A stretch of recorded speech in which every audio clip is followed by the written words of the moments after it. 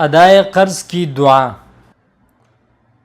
اللہم اکفنی بحلالک عن حرامک واغننی بفضلک عمن سواک۔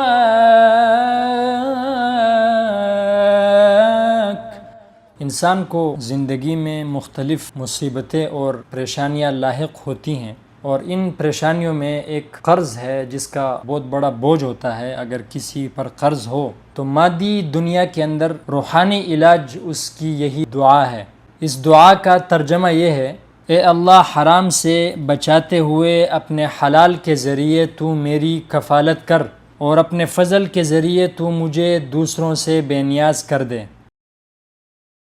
اللہم اکفنی بحلالک عن حرامک واغننی بفضلک عمن سواک۔